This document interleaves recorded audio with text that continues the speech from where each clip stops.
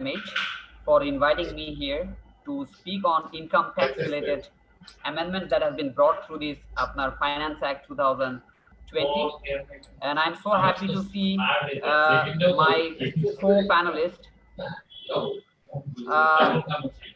Adi Bhai, and we are so happy to see Ranjan sir here as well as Odit da. So স্যারেরা তো অনেক experienced, অবশ্যই আমরা স্যারদের কাছ থেকে অনেক প্রশ্ন থাকবে, অনেক শুনবো। আর সবাই তো বলেছেন অলরেডি, আমাদের হুমায়ুন কবির স্যারও আছেন। যাদের মাহমুদ ভাই যদি একটু ভয়েসটা কন্ট্রোল করতে পারেন it will be better, otherwise it's creating a very bad background noise আর কি। তো যিনি টেকনিক্যাল হিসেবে কাজ করছেন, তো আশা করি আমাদের স্যার তার যে এক্সপেরিয়েন্স আছেন ওখান থেকে আমাদেরকে আরো বেশি এনলাইটেন করবেন। So I will not take that much of time for this introduction. I will straight run into my presentation. So already I have been running this presentation for many different forums and associations. I tried to make it a bit different than what you have seen in the past. So let's look into the income tax related measures only, because Hadi Bhai will take you through on the VAT part. So if we look here to this Finance Act 2020, current year budget, like from apnar income tax perspective, that has been set as 103,000 crore, 103,945. So as compared to 102,000 crore of last year revised budget, which is 1.02% higher than last year. And then if we look into the growth, like in 17-18, collection from income tax was 60,000 crore, and we have witnessed a significant amount of growth, like from 60,000 to 67,000 crore, 11.71% higher than 17-18. So now,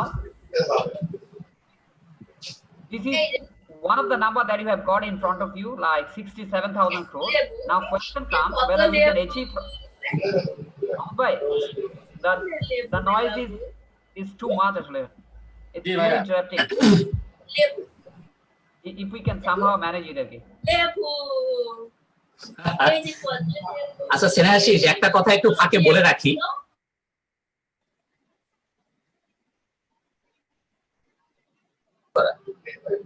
হ্যাঁ স্নেহাশিস, ওই একটু বলে রাখি আপনার, আপনার একটু মানে correction বা যাই বলেন না কেন, ওই যে রিভাইজ বাজেট গত বছর ইনকাম ট্যাক্সে 1,02,894 কোটি টাকা, এটা সত্য কথা, বাট আপনি আপনার প্রেজেন্টেশনটাকে আরেকটু করতে পারেন যে অ্যাকচুয়াল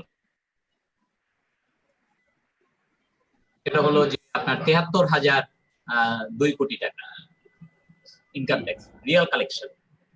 জি স্যার, মানে এখানে যেটা আছে লাইক স্যার, আমি এই জন্য আমাদের লাস্ট আপ টু ডেট যে নাম্বারটা আছে লাইক আপ টু মার্চ 2020 আমরা দেখেছি 45% কালেক্ট হয়েছে। So even if it is 73,000 কোটি টাকা স্যার, তো ইন দ্যাট কেস 73,000 কোটি টাকা থেকে ইন দিস প্যান্ডেমিক লাইক 1,03,000 কোটি টাকা আমাদের যে টার্গেটটা আছে, so this seems a bit optimistic আর কি, হাইলি অপটিমিস্টিক। আরেকটু ভালো খবর আপনাকে দেই, আরেকটু ভালো খবর দেই, সেটা হচ্ছে ইনকাম ট্যাক্সই একমাত্র খাত যেটা গত বছর থেকে রিয়াল কালেকশন সামান্য বেশি, আর ভ্যাট এবং কাস্টমস দুইটাই কম, গতবার থেকে কম আদায় হয়েছে। যাই হোক, বলেন 67,000 ক্রোর থেকে যদি 70,000 ক্রোর হয়, definitely that's a good news.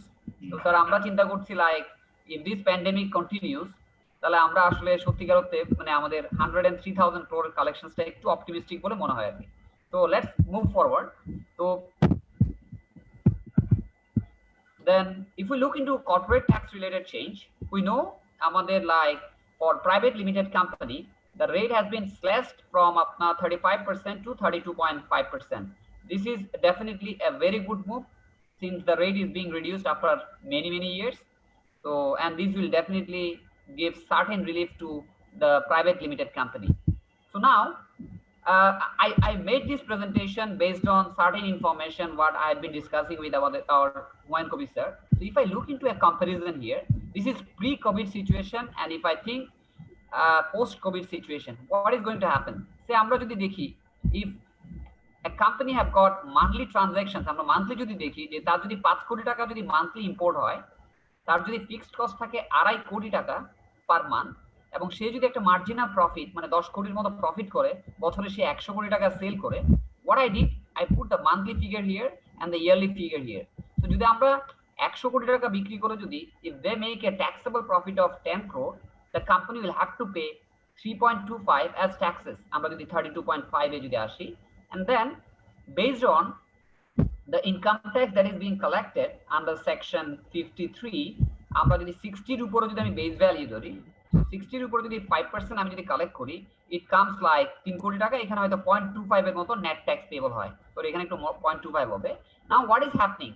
We know this pandemic has hit us like anything, আমাদের at least 3 মাসের মতো বিজনেসের একটা মানে কন্টিনিউয়াস একটা ইন্টারাপশন ছিল, এবং business still interrupted, nobody can move at 100% আপনার অপারেশন ক্যাপাসিটি বা 80 or 90% ক্যাপাবিলিটি। সো নাও আমি এটাকে প্রোরাইট করলাম যে লাইক 3 মাসের যদি এফেক্ট হয়, the company will have to end up with the same business cost, fixed cost তার কিন্তু সেম থাকে, কারণ তার রেন্ট বলেন, আপনার তার স্যালারিজ বলেন, আদার যে অপারেটিং কস্ট গুলো আছে, দ্যাট উইল রিমেইন সেম। এখন আমি 3 মাসে যদি ইম্পোর্ট বন্ধও করি, লাইক আমি যদি 45 ক্রোরের মতো ইম্পোর্টও করি, sales will definitely go down, মানে আমার 100 কোটি টাকা সেলস নিশ্চয়ই এবছর হবে না। যদি 75 কোটি টাকা হয়, তাহলে দেখেন আমি আমার প্রফিট হয় না, আমি ধরে নিচ্ছি যে এই কোম্পানির এবছর লস হবে না, at least no profit no loss. So in that case still the company will have to pay a tax. Why? Because আমাদের 82C তে মিনিমাম ট্যাক্স আসে অন দ্য সেলস। তো আমি যদি দেখি 82C তে কত, প্রায় 0.45 এই যে ক্রোর যেটা আছে, এই টাকা যদি ট্যাক্সও দিতে হয়, already the company has paid AIT of like 2 কোটি 25 অন দিস 45 ক্রোর। তার মানে 53 তে কিন্তু ট্যাক্সটা দিতেই হবে। তো যদি 53 তে যদি আমি এই ট্যাক্সটাও দিই, আমার কিন্তু একটা রিফান্ড সিচুয়েশন দাঁড়ায় 1 কোটি 80 লাখ টাকা। So at this pandemic period what we would have expected যে এইখানে at least আমাদের 53 তে কিছুটা রিল্যাক্সেশন হয়তো আমরা চাইতে পারতাম, যে জিনিসটা আমরা আশা করি যে বিজনেসকে আসলে রিলিফ করবে।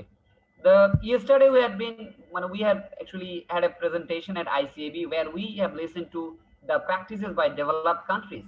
তো ওখানে অনেক ধরনের রিল্যাক্সেশন দেওয়া হয়েছে, ইনকাম ট্যাক্স পেমেন্টের ডেফারেল, আপনার এই সমস্ত অনেকগুলো ট্যাক্স মেজার্স রিফর্ম করা হয়েছে to support the business.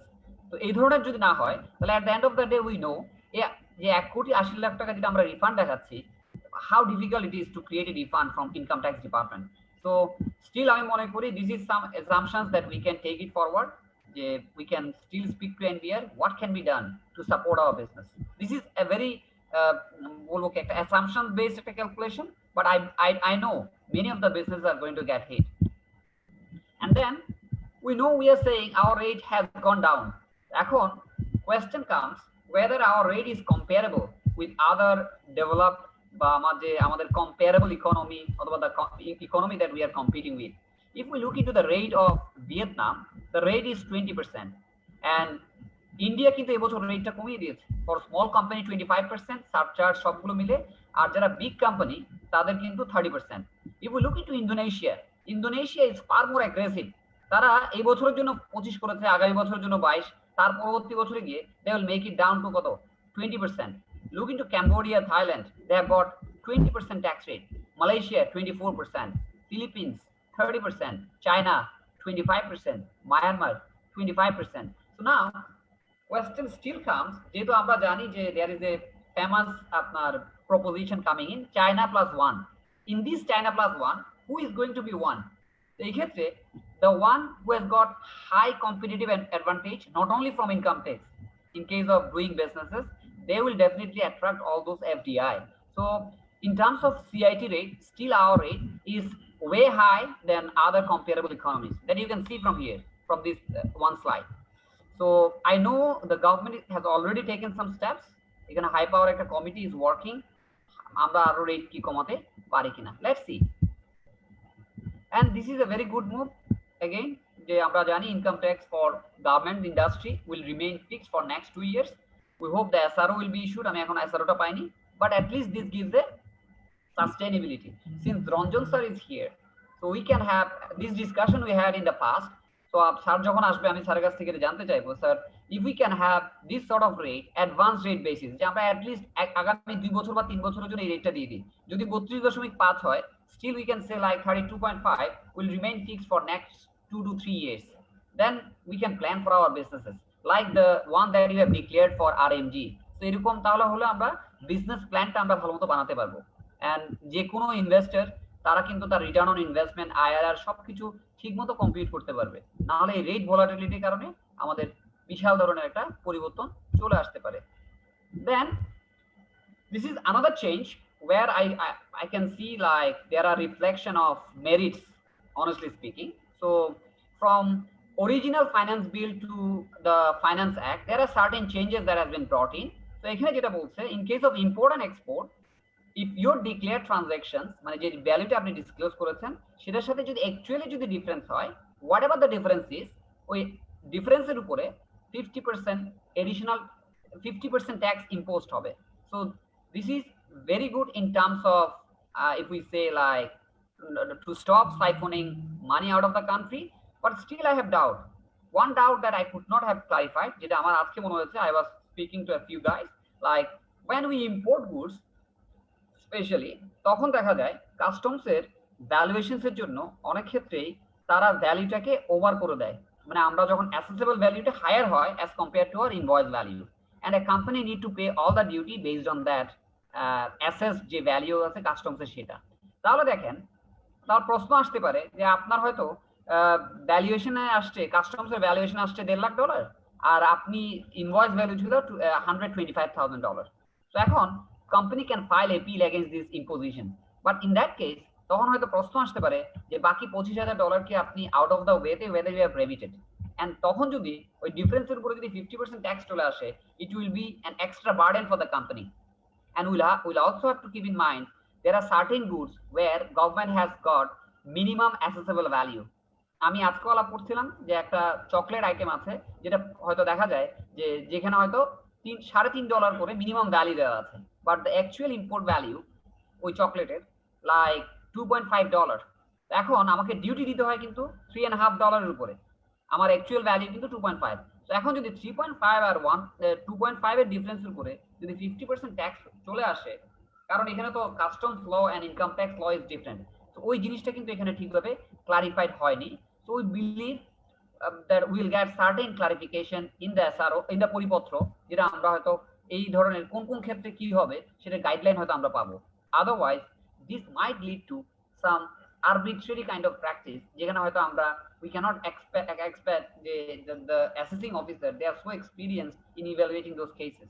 So এখানে যেটাই হোক, this sort of initiative is thought provoking and we must give due credit যে at least আমরা পেপারে যাই বলে না কেন, it is now in part of income tax law.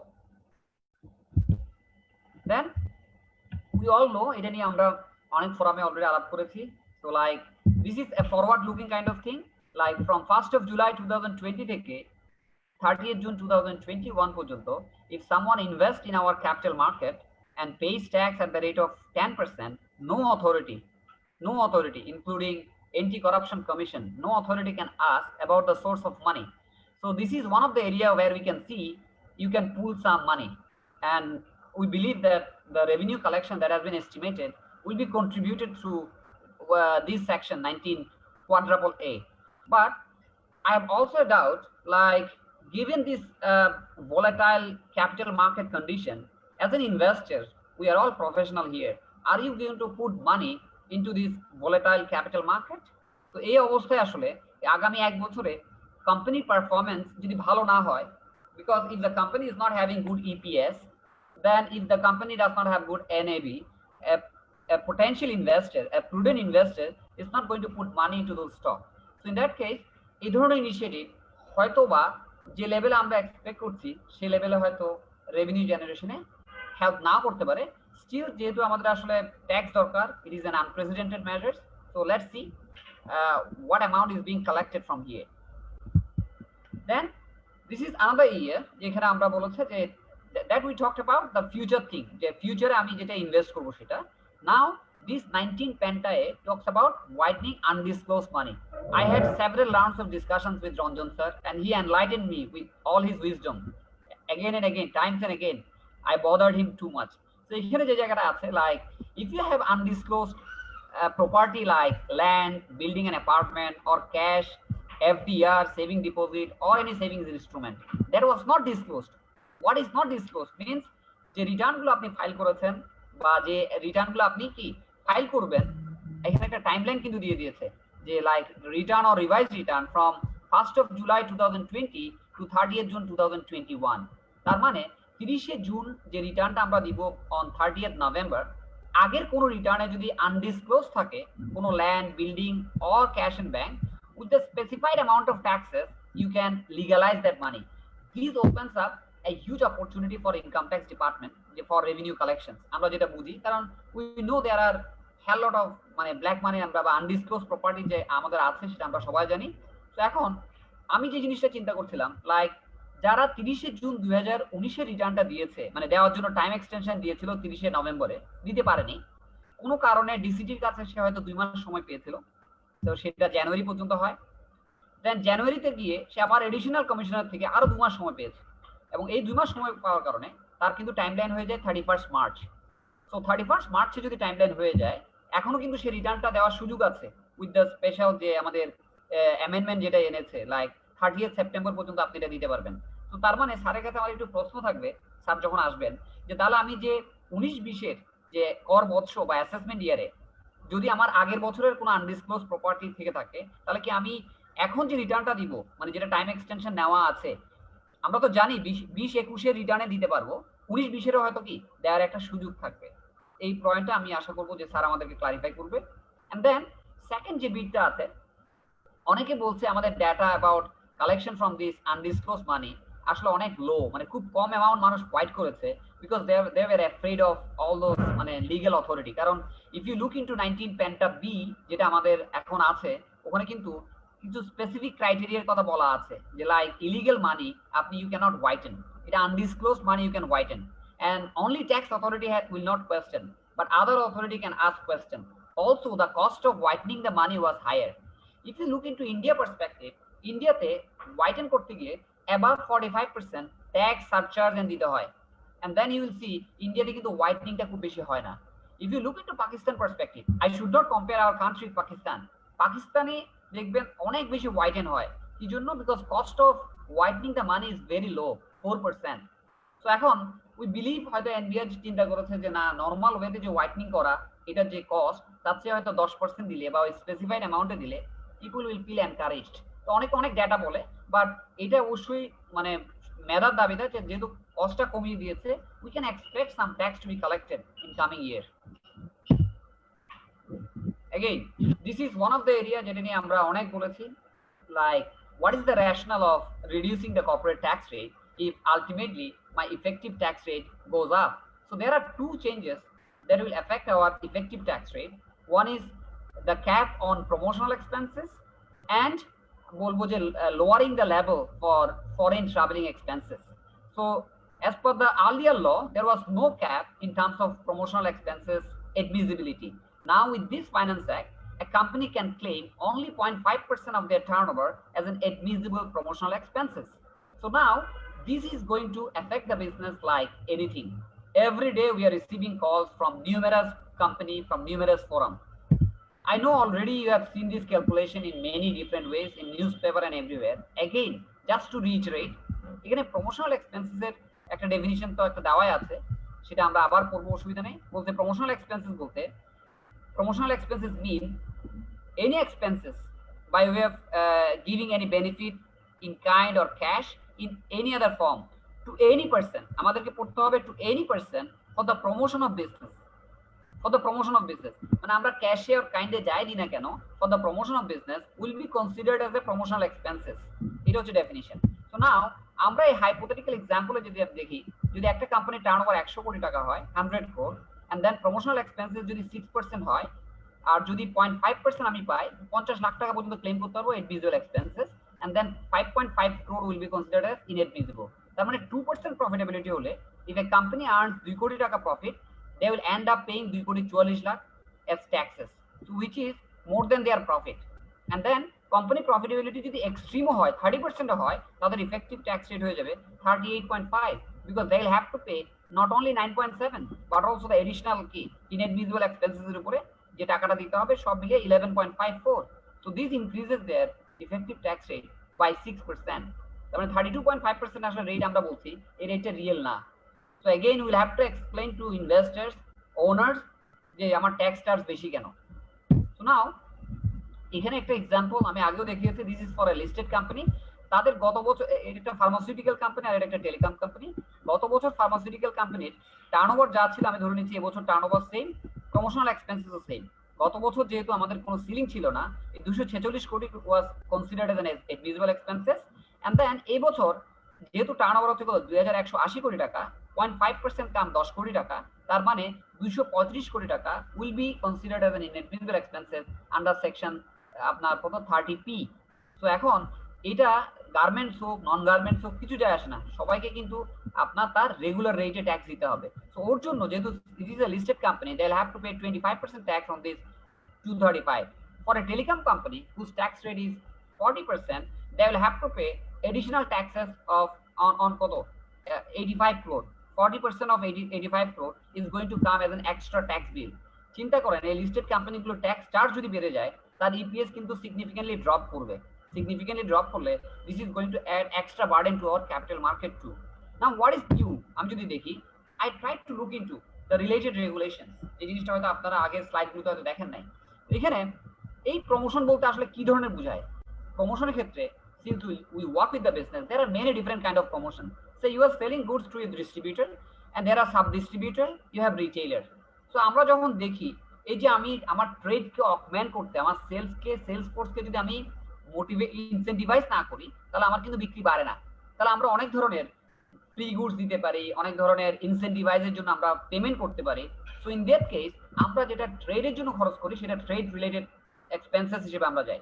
আবার অনেক ক্ষেত্রে উই গিভ আপনার consumer promotions for the consumer, মানে ডাইরেক্ট কনজিউমারদের জন্য আমরা কিছু বেনিফিট দিই। হয়তো দেখা যাচ্ছে আপনি হয়তো একটা নুডলস কিনতে গেছেন, সাথে একটা বাটে ফ্রি দিলেন, it is for the consumer. So all this are part and parcel for augmenting your sales. So now, since there is no definition of promotion, so what constitute promotion? এটা নিয়ে আমরা পরে আসবো। আমি যেটা দেখলাম যে I looked into, because my counterpart are working there and I spoke to them, regional level যারা কাজ করে, India, Pakistan, Sri Lanka, Cambodia and Vietnam. এখানে আমি আমার কাউন্টারপার্টের সাথে I spoke to them, they do not have any such limit on promotion expenses. But there was a case, মানে আমরা যেটা দেখেছি in India, যেখানে একটা ফার্মাসিউটিক্যাল কোম্পানির এগেইনস্টে একটা কেস হয়েছে যেখানে তাদের অনেক বেশি প্রমোশনাল এক্সপেন্সেস ছিল। But that case was ফাইলড in Himachal Pradesh high court in connection with the I শিক্ষা ফার্মা লিমিটেড। এবং এই জাজমেন্টে কোর্ট ডিসিশন দিয়েছে যেহেতু it is for the purpose of business, this should be considered as an allowable expenses. এটা ল না, এটা হয়তো অ্যাসেসিং অফিসার ডিসঅ্যালাউ করে দিয়েছিল, but judgment was in favour of the company. তো তার মানে এই পুরো রিজিয়নের মধ্যে কোথাও কিন্তু আমরা দেখি না প্রমোশন এক্সপেন্সেস এর উপর কোনো বার আছে। Now I looked into further, আমি যেটা দেখলাম কানাডাতে, কানাডার tax লতে there are specific regulation regarding admissible promotion, but these are very very specific. How these are very specific? This says like if you give free dinner, free lunch or a golf course যদি free golf খেলতে দেন, বা আপনি যদি কোনো ধরনের এরকম benefit দেন to your customers or to your trade, so ওই স্পেসিফিক কিছু রেগুলেশনসে বলে দিয়েছে যে না, এগুলো admissible expense হিসেবে কনসিডার করা হবে না। সো আমরা what we can request to NBR যে আসলে আমাদের পরিপত্রে যেন কিছু স্পেসিফিক ব্যাখ্যা দেয়। যদি পরিপত্রে স্পেসিফিক ব্যাখ্যা না দেয়, তাহলে there will be rules for litigation এবং আরবিট্রারি ইম্পোজিশন অফ ট্যাক্সেস। তো আমরা মনে করি এই ধরনের একটা গাইডলাইন আসা উচিত। I looked into Oxford dictionary, as you can see what constitute promotions. তো ওখানে কিছু ব্যাখ্যা দেওয়া আছে। Promotion means activities done in order to increase the sale of a product or business. So this is kind of a very wide definition and you cannot give this nomenclature for everything. In reality, if you do not promote your goods, you cannot increase your sales. If you cannot increase your sales, your revenue is not going to come. আর দেখেন প্রত্যেকটা জিনিস কিন্তু related আছে। আপনি যদি promotional expenses দেনও, সেই promotional expenses কিন্তু for the purpose of business খরচ হয়। এখন ওইটা কিনতে গিয়ে বা ওই বেনিফিটটা দিতে গিয়ে ট্যাক্স এন্ড ভ্যাটের ইমপ্লিকেশনস আছে। সো আমরা যদি ইকোনমিক মাল্টিপ্লায়ার থিওরি পড়ি যে আমি যত বেশি প্রমোট করব তত বেশি আমার সেলস বাড়বে, আমার ইকোনমিক চাকাটা কিন্তু ঘুরবে। আর আমরা যদি ক্যাপ করে দিই তাহলে কি হবে, এখানে ফ্রডুলেন্ট প্র্যাকটিসের প্রবণতা বেড়ে যাবে। We know people are managing accounts in many different way. তো আমি যদি ক্যাশ সেল না দেখাই, সাথে যদি ক্যাশ প্রমোশনাল এক্সপেন্সেস না দেখাই, it will be very difficult for an assessing officer to track all those কি unrecorded expenses. In that case there are every possibility the government তার ফেয়ার শেয়ার অফ রেভিনিউ কিন্তু হারাবে। যেখানে আমরা চাচ্ছি অনেক বেশি ট্রান্সপারেন্ট হোক, অনেক বেশি কমপ্লায়েন্ট হোক। So this sort of provision will definitely pool us back. So we expect clarity from NBR. আমি স্যারের মাধ্যমে বলবো যে স্যার অ্যাটলিস্ট আমাদের পরিপত্রে যেন প্রমোশনাল এক্সপেন্সেসের একটা গাইডলাইন যেন স্যার আসে, যাতে আমাদের এই হ্যারাসমেন্টটা যেন একটু কমে স্যার। এখন ল চলে আসছে, উই ক্যানট সে এটা উইথড্র করা হোক বা এটা লিমিটটা বাড়ায় দেওয়া হোক, অ্যাটলিস্ট কিছু ক্লারিটি দিলে প্র্যাকটিসটা বেটার হবে। I'm not going to talk about foreign traveling expenses. Foreign traveling expense limit was 1.25% of revenue, but from this year onward, it will be 0.5% of revenue. So it means again an extra burden will be added for those companies. Then we know there are a lot of business transactions happening, especially in this merger and acquisitions concept. Onek company when they cannot survive in this business, তার দেখা যায় তারা part of the business they dispose of, but in the income tax ordinance going concern হিসেবে বিক্রি হলে there was no specific tax provision. It was there in income tax in VAT Act 2012 A section 36 কিন্তু going concern হিসেবে গেলে VAT এর implication কি সেটা আছে, but income tax সেটা নাই। তো এখন যেটা হবে, like if you are selling a part of your business, মানে যেটা আপনার going concern হিসেবে আপনি বিক্রি করে দিচ্ছেন, so ওইটা net asset এর সাথে যে expenditure লাগবে that will be added, and fair value of the consideration সেই বিজনেসের ফেয়ার ভ্যালুটা থেকে এই এক্সপেন্সেসটা বাদ দিলে যেটা হবে সেটাই ক্যাপিটাল গেইন হবে।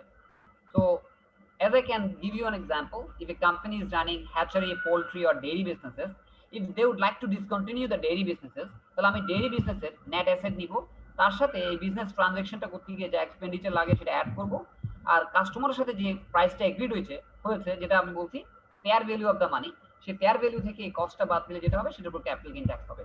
তো this is a very good thing, but again I will say যে যেহেতু আমার এই নেট অ্যাসেট বিক্রি হচ্ছে, এই নেট অ্যাসেটের মধ্যে কিন্তু ক্যাপিটাল অ্যাসেটসও আছে। তো এটা যেন আবার ডাবল ট্যাক্স না হয়, মানে আমার নেট অ্যাসেটের মধ্যে যেহেতু ক্যাপিটাল অ্যাসেট প্লাস আমার ওয়ার্কিং ক্যাপিটাল হিসেবে যেটা আছে সেটা যেন থাকে। তো এই জন্য আমি মনে করি যে এই জায়গায় যেন ডাবল ট্যাক্সের ইমপ্লিকেশনসটা না থাকে। Fine. And then we all know countries progressing in many different ways. So এখানে there are few areas which has been brought in for tax exemption, আমাদের যে ট্যাক্স হলিডে যেটা আমরা বলি, বাট আগের মতো আর ব্ল্যাঙ্কেট হলিডে না, মানে লাইক 100%, 80%, 75% যে exemption আছে, and that will be there until 30th June 2024, and these are the new industries that has been brought in: artificial fiber, automation and robotics, artificial intelligence, electrical transformer, automobile parts, aircraft heavy maintenance, nanotechnology. So these are the areas where you can advise your company to spend money or to invest, because you will get the exemptions, as well as these are very আমি বলবো যে like demand of time, specially আমরা বলবো অটোমেশনের এই যুগে, এই যে আমরা আজকে কনফারেন্স করছি, these are all happening through online, so we need to invest on these online platforms. And another good move that I have identified, যেটা আমাদের বিজনেসের সাপ্লাই চেইন সিস্টেমের জন্য হেলদি করবে, this is regarding tax deduction at source from distributorship যে অ্যারেঞ্জমেন্টটা আছে। So আমি let me take you through the exact thing.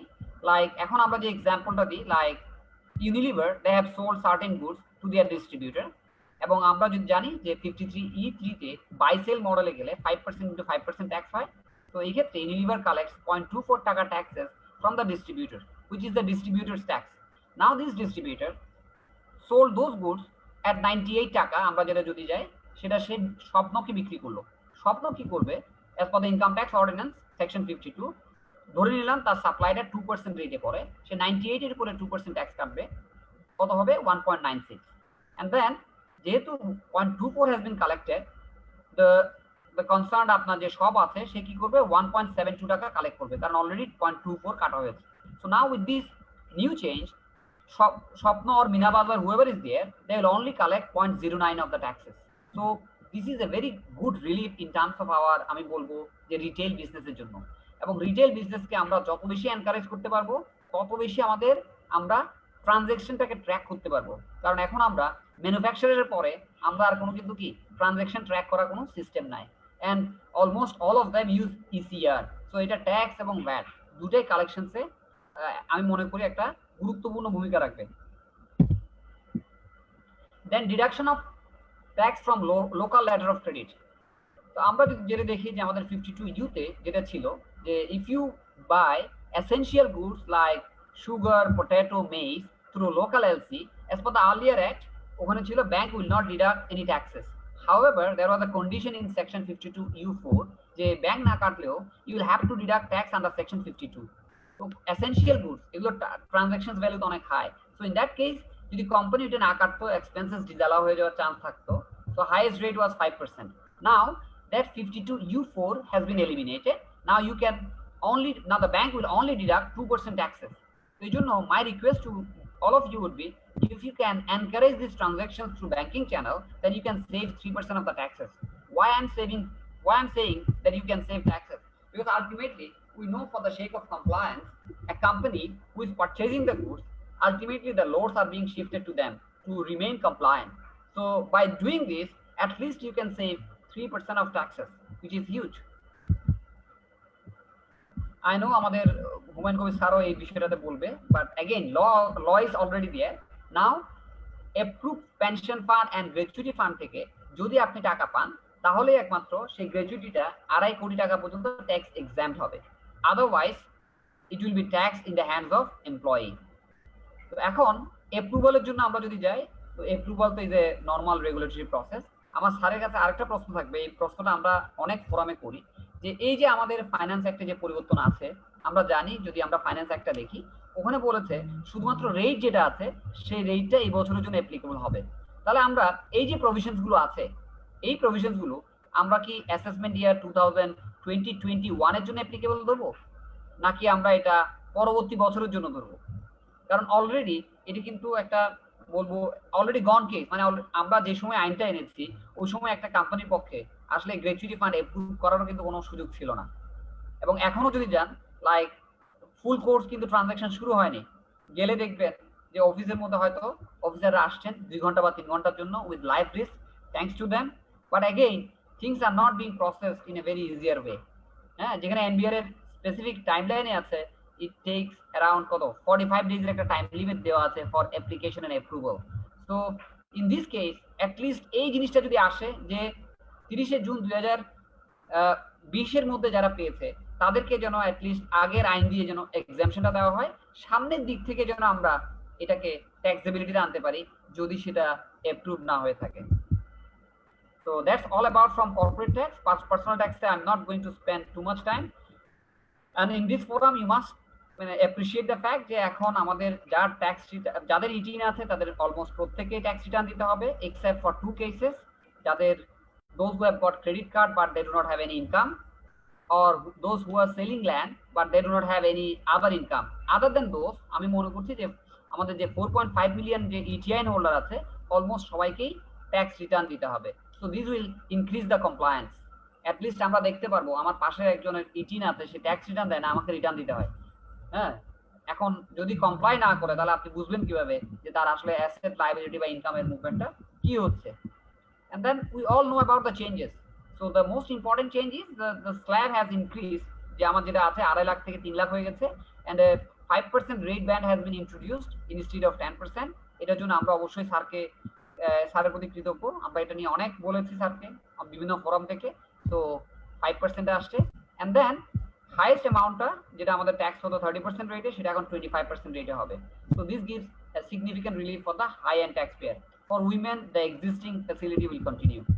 এখানে this example has been given to you, all of you, in numerous occasions. I know many of you know, but again I would like to reiterate, as I can see there are few people who did not join in earlier session. So এখানে যেটা আছে, those who are having income up to 36,500, they will not be required to pay any taxes as per my calculation. Earlier যদি আমরা গত বছর চিন্তা করতাম তাদেরকে 5,000 টাকা ট্যাক্স দিতে হতো। So this is a good relief for them. আবার 36 থেকে 57,000 পর্যন্ত যাদের আছে তাদের আসলে কোনো বেনিফিট হবে না, কারণ তাদের ট্যাক্স রেটে কোনো চেঞ্জ আসবে না। বাট 57 থেকে 60 আসলে তাদের প্রায় 22.42% ট্যাক্স রিডাকশন হবে, আর এই বেনিফিটটা বাড়বে 60 থেকে যখন 80,000 এ যারা আছে এদের জন্য বেশি বাড়বে। Benefit will continue up to কত আমরা দেখি 100,000 পর্যন্ত, তারপর then gradually tax reduction benefit will be reduced হতে হতে আপনারা দেখেন এখানে একটা পয়েন্ট আছে 3.5 লাখ, 3.5 লাখের উপরে যখন যাবে তখন আস্তে আস্তে বেনিফিট বাড়তে থাকবে। The more they earn income, আমি মনে করি এটা তত বেনিফিটটা বাড়তে থাকবে। এটি নিয়ে অনেকের অনেক ধরনের ডিসপিউট আছে। I don't have the current census, সবাই বলে যে মধ্যবিত্তদের উপর প্রেশার বাড়বে। এখন আমাদের আসলে মধ্যবিত্তের ডেফিনিশনটা কি, কত টাকা ইনকাম করলে মান্থলি মধ্যবিত্ত হয়? এখন মধ্যবিত্তের ডেফিনিশন যদি আমরা যদি দেখি কত ৬০,০০০-এর মধ্যে যদি হয় মধ্যবিত্ত, বা ৮০,০০০ টাকা মান্থলি স্যালারি পায়, এরা যদি মধ্যবিত্ত হয় তাহলে তারা কিন্তু লস হচ্ছে না, তাদের কিন্তু বেনিফিটই হচ্ছে। আর যদি ৮০ থেকে ১ লাখে যারা পায় এদেরকে যদি উচ্চবিত্ত ধরা হয়, মানে আমি বলবো বিবিএস স্ট্যাটিস্টিক্সে, জেনারেল স্ট্যাটিস্টিক্সে না, তাহলে কিন্তু তাদের কিন্তু স্টিল বেনিফিট কিন্তু আছে। তো অ্যাটলিস্ট এই জিনিসটা তো আছে, আমার তো ট্যাক্স বাড়ে নাই, ট্যাক্স হয় আগের জায়গায় আছে বা কমছে। তো এই জন্য অ্যাটলিস্ট আমরা বলতে পারি যে এইখানে একটা পজিটিভ সাইডে আসছে আমাদের finance act. And then for those individuals who have business, individuals with high net worth business, for them tax implication is going to increase. In this model example I have shown, like কোনো মৌলভীবাজারের ব্যবসায়ী বা চট্টগ্রামে যদি খাতুনগঞ্জের ব্যবসায়ী হয়, তার যদি রেভিনিউ হয় 10 কোটি টাকা, and for him if cost is কত 98 মিলিয়ন, তাহলে তার প্রফিট হয় 20 লাখ টাকা।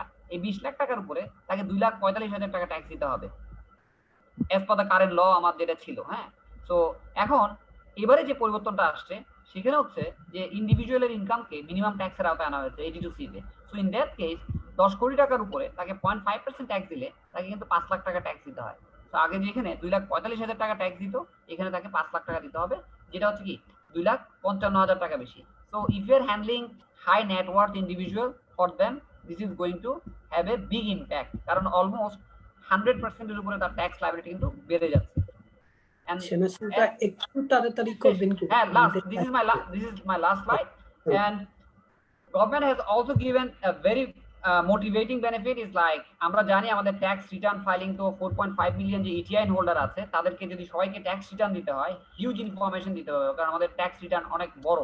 So through income tax rule, this one page tax return has been introduced. As you can see, this is very simple. যাদের ইনকাম 4 লাখ টাকার মধ্যে এবং যাদের নেট ওয়েলথ 40 লাখ টাকার মধ্যে, তারা শুধুমাত্র এই সিঙ্গেল পেজ রিটার্ন দিবে। And for them those who are first time filer, তারা যদি অনলাইনে রিটার্ন দেয় তাদের আবার 2000 টাকা ট্যাক্স ক্রেডিটেরও একটা কি ব্যবস্থা করা হয়েছে। So this is very simple. তো আমরা মনে করি if this things are digitised এবং সিম্পলিফাই হয়, তাহলে আমাদের কমপ্লায়েন্স কিন্তু বাড়তে থাকবে। With all this words, I know there are a lot of changes. I tried to cover all the major changes, and thank you very much for your patient hearing, and we look forward to hearing from আমাদের Ranjan sir, specially যে area